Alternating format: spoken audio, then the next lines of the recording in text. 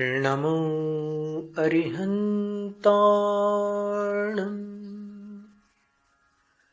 NaMo सिद्धाणं NaMo आयर्याणं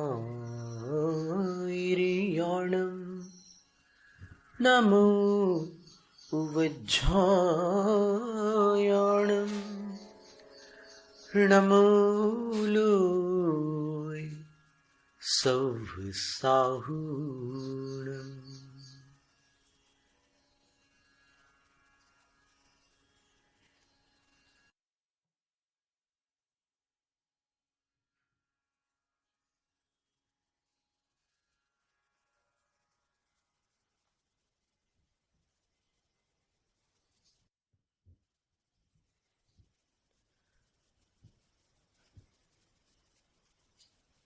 Today is the 6th day of the holy festival, Dashlakshani Parva. This day is celebrated as the day of Samyama by the householders, the Shravakas, the devotees, the laymen. But for sadhus, Uttama Samyama is lifelong. They don't celebrate it for just one day and get free.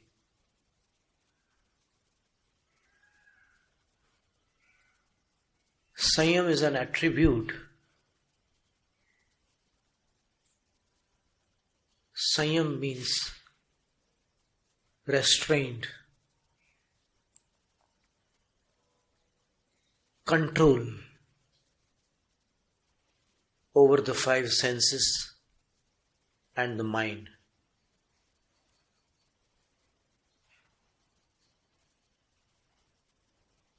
Alertness in our day-to-day course.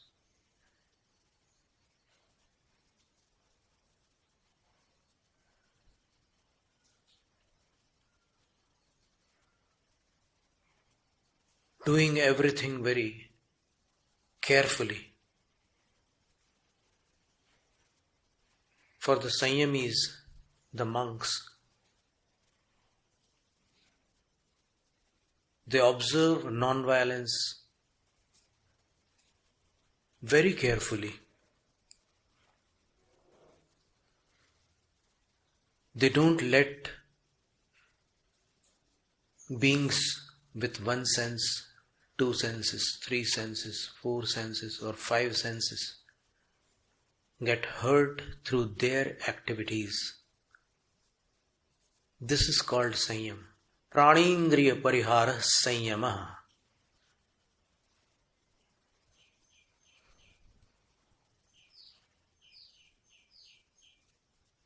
Prani, a living being, is called prani.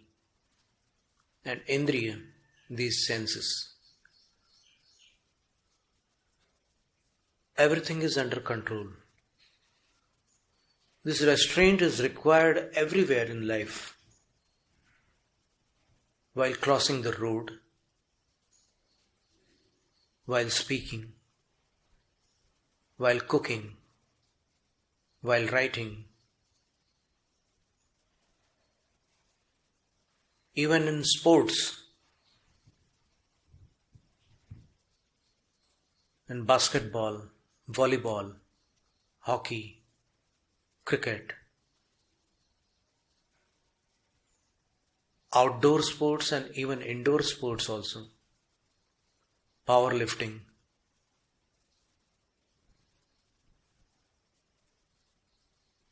If you are not vigilant for even a fraction of a second, accidents are bound to take place.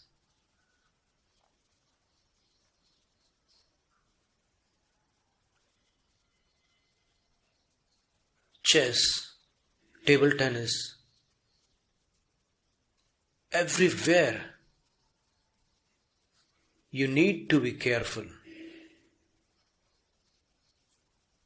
in our country here at Bharat, there are many road signs. One of them is Nazar Hati, Durghatna Ghati. While driving, if you just miss your attention, the vehicle may fall in the valley.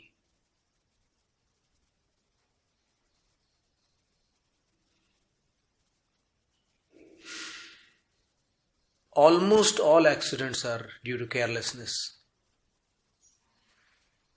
from one side.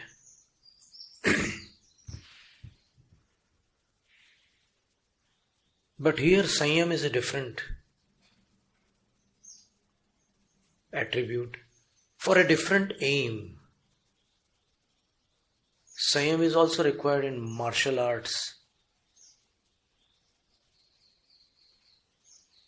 The master says, the sensei says that the masters say that when you kick 4.3 inches, 4 feet 3 inches or 4.3 inches, you have to kick exactly at that spot.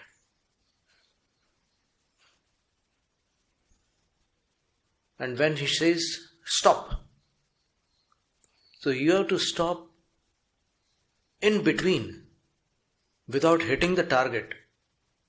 When the master says stop, you have to stop at that very moment. This is called restraint, and this is very important in every field of life.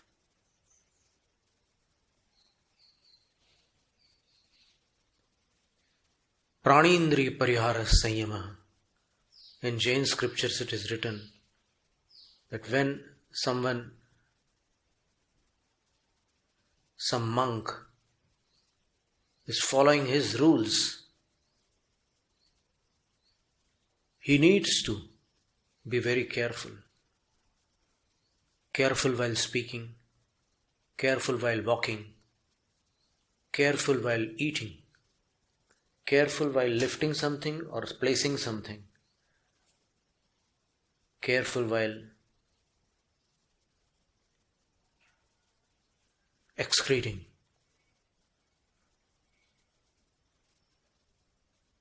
That is called Samyam.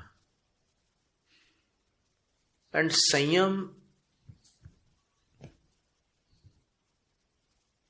the definition of Samyam in the Siddhanta Sutras, the Siddhanta Granthas, scriptures, holy scriptures, the sacred scriptures, the olden time scriptures, Dhaval Granth from the 9th century AD.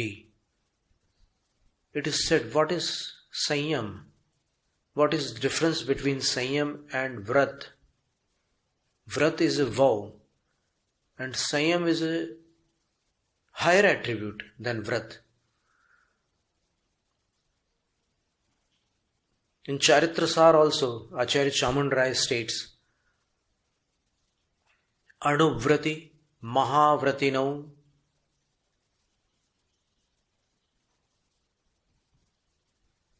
Samiti Yuktau Sanyatau Bhavataha. The smaller vows and the higher vows, when they are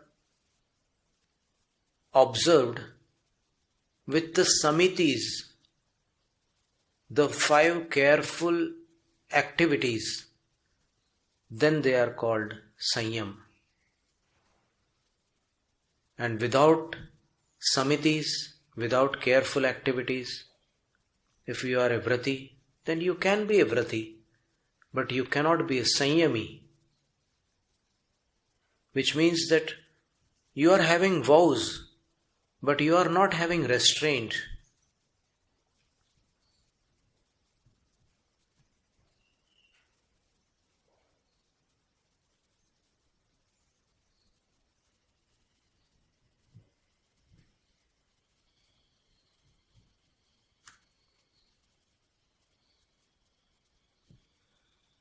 In the Dhaval Granth, it is written in Prakrit language. In Charitrasar, it is written in Sanskrit. We have just read that Sanskrit sentence. Now you can listen to the Prakrit one. Dhaval Granth, book 14th, 4th Vargana Khand, Shatkhandagam. It is called Shatkhandagam. There are 6 parts. This is the 4th part. Bandhanadikar, the chapter of bondage. This is written. Sanjama Virayinam Ko Bhedu.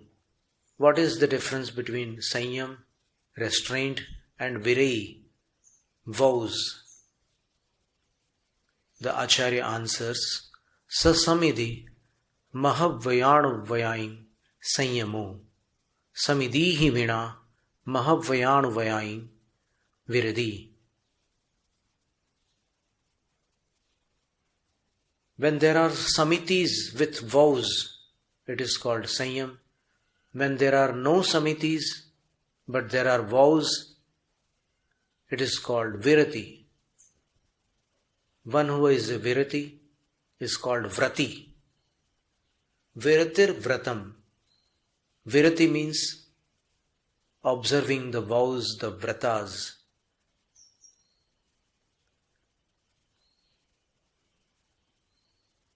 So in the stage of householder, how can one follow Sanyam? Sadhus are careful. They are very non-violent. And they, even while sleeping, when they move, they just use this bunch of peacock feathers and then they cleanse that part where they are sleeping, the mat or anything, and then they change their sides. Maybe some insect or something might be walking over there, but through these soft feathers of the peacock. These feathers are molted feathers, not extracted feathers. Extracted feathers, when dipped in water, smell foul. But when these molted feathers are used, there is no foul smell coming from them.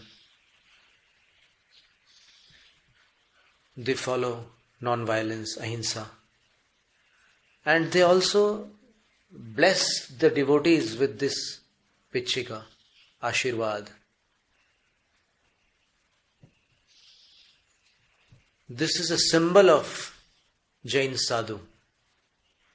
There are 4 symbols. This is the prime one, the symbol of ahimsa. No weapons, no belongings, no possessions, just a symbol of non-violence. And the kamandalu is for carrying water, the water which is used for cleansing our hands and feet, not for drinking. And there are shastras also, there are scriptures also for studying. And some other equipments are also there for dharma dhyan. It may be a rosary of beads for japya purpose.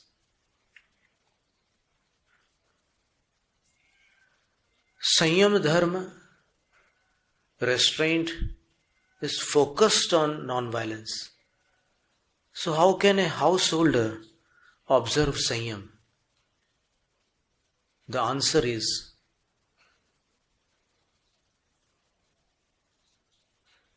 he can avoid many things that are creating attraction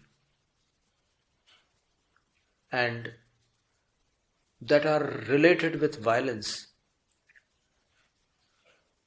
There are many equipments derived as animal products.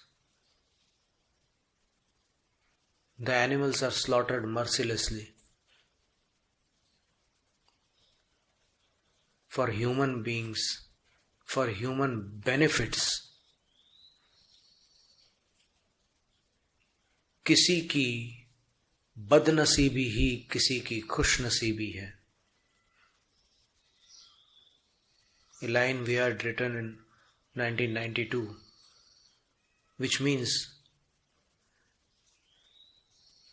the misfortune of animals is fortune for human beings, because they earn lots of money by slaughtering them and using their body parts for their business. So you will have to avoid all those equipments, all those belongings which are derived from animals.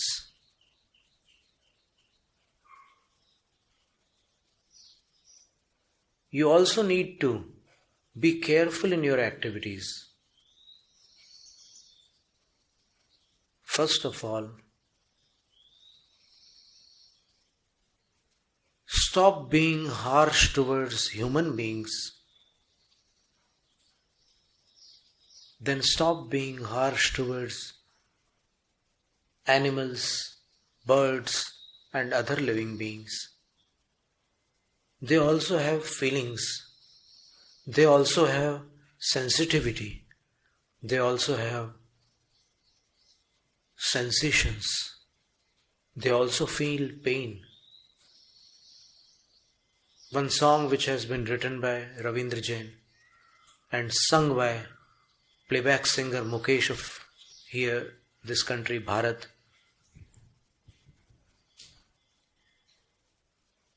कि दुख मेरा हो, दुख तेरा हो, दुख की परिभाषा एक है.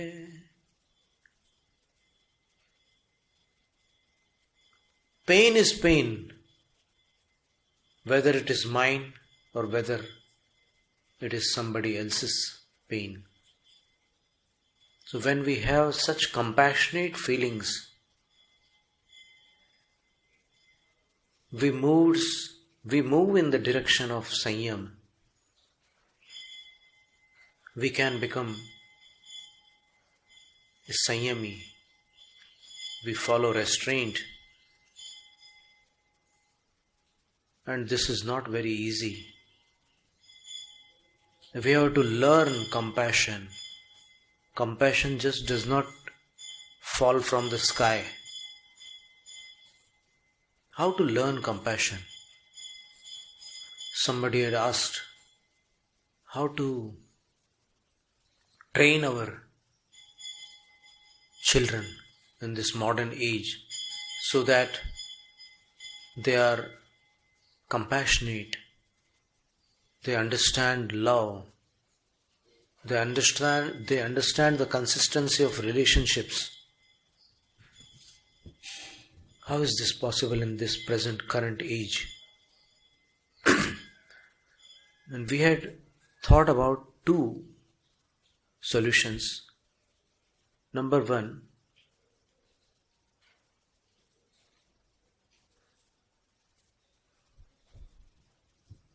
the instinct of love can be planted in children.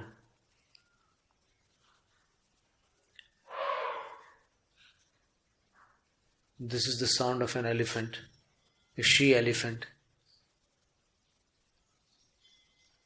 Her name is Gaj Lakshmi. It stays here at the Kuntugiri Kshetra. The bell is also hanging in her throat and it is sounding like this. Very happy, playful animal. It likes one Maharaj ji, Nishchay Sagar Maharaj Shri, and whenever she meets him, she takes his kamandalu in her trunk and walks in front of him. Then when Maharaj says, then now give my kamandal, she gives it. Animals are also very sensitive beings. Sometimes they have to be controlled, but most of the time they are very loving and very gentle. Elephant is especially very gentle. Even snakes and other living beings are very peace-loving creatures. When you disturb them, they become dangerous. But when there is no provocation, they stay very calm. We have experienced many times in our lives snakes, striped lizards and many animals, because our life is a life of monk, and there are many incidences when such events occur.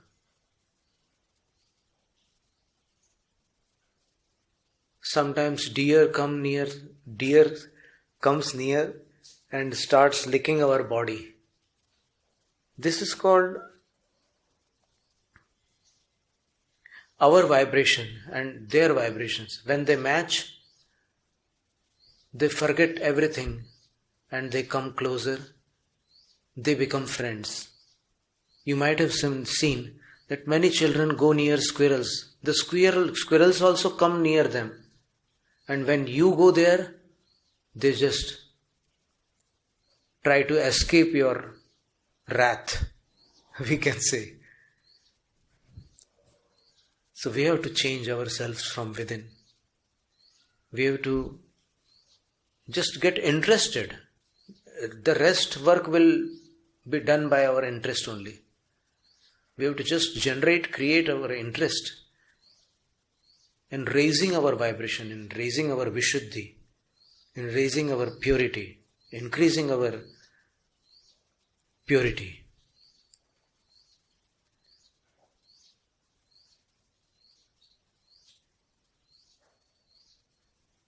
So the two solutions were how to implant the instinct of love in your children. Love is of course natural, but it may become selfish and it may become very dangerous. So for unconditional love, you have to train your children like this. Take them near such animals. Feed the animals through their hands.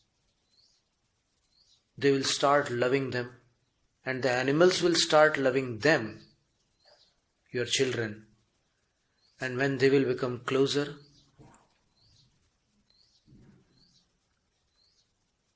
there will be a bondage. Of course, that bondage should be not very restricted. So you have to take them to many animals and many birds. Because if the quantity of the source or focus is less, then it will be towards them only, not others. You have to take them everywhere.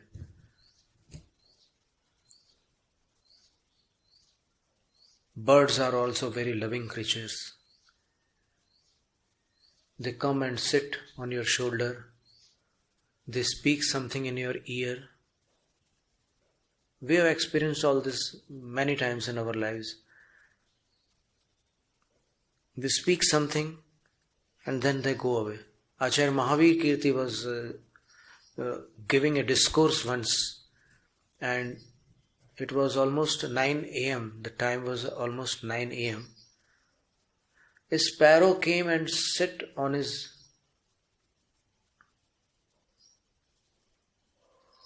dais, and it just spoke something in its language. And many sadhus understand also the language of animals and birds. We used to mimic some sounds of birds and animals when we were a child. So that bird said something and flew away.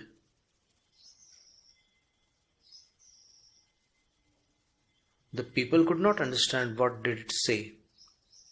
Some sound, then went away. One of the audience asked Acharya, please, what did that sparrow say? He said, tomorrow, exactly at this time, it will rain. The news spread like lightning, and the next day, the theatre was full.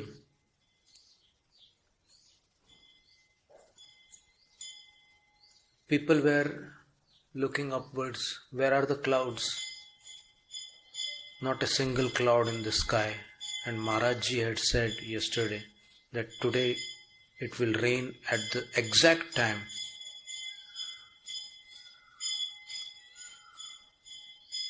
But when that time arrived, out of nowhere there were clouds and then it started raining. So number one, to implant the instinct of love in a child, you have to make them closer to those animals and birds. It will start loving, and a loving person, his relationships are consistent, not vacant. The next thing was compassion. How to train a child in compassion. So every week end or fortnightly, you can take your children to the hospital, to the surgical ward also, and let them talk to those patients. Let them ask those patients, how are you? How did this happen? Since when you are here? How is your pain? Etc., etc. And when they will come close towards the patient, they will understand the feelings and pains of patients. They will automatically become compassionate. Their nature will be full of kindness. The best advice that can be given to anybody is be kind. And this is a perfect training for kindness. Whenever somebody is in need, they can help. And they will be true friends of anyone, because a friend in need is a friend indeed. Today, the day of Samyama, Uttama Samyama. The monks follow this for their purification. That is why it is called Uttam. They don't want any name or fame. They just follow it for their own purity. Because when they are pure, they can spread purity. An impure person cannot spread purity in this universe. This universe requires lot of purity, lot of love, lot of kindness, lot of Samyama, lots of non-violence. Samyama is the only solution.